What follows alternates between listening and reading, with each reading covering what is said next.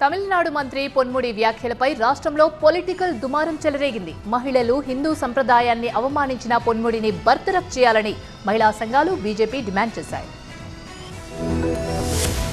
తమిళనాడు మంత్రి పొన్ముడి మరోసారి పెద్ద వివాదంలో ఇరుక్కున్నారు. సెక్స్ వర్కర్లు, కస్టమర్ల మధ్య సంభాషణ అంటూ అసభ్యకరమైన పదజాలాన్ని వాడారు పొన్ముడి.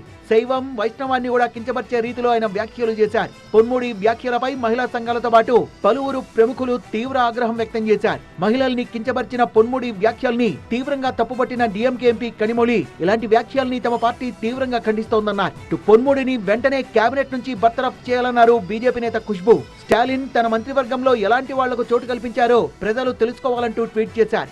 తమిళనాడు సీఎం స్టాలిన్ కూడా పొన్ముడి వ్యాఖ్యలపై తీవ్ర ఆగ్రహం వ్యక్తం చేశారు. పొన్ముడిని డీఎంకే డిప్యూటీ జనరల్ సెక్రటరీ పదవి నుంచి తొలగించారు. ఆయన స్థానంలో తిరుచి శివను నియమించారు. అయితే ఇది సరిపోదని మహిళల్ని, హిందూ సాంప్రదాయాన్ని అవమానించిన పొన్ముడిని బర్తరఫ్ చేయాలంటూ బీజేపీ నేత అన్నామలై డిమాండ్ చేశారు. మంత్రి పొన్ముడికి వివాదాలు కొత్త కాదు. గతంలో ఆదాయానికి మించిన కేసులో ఆయనపై వేటు పడింది.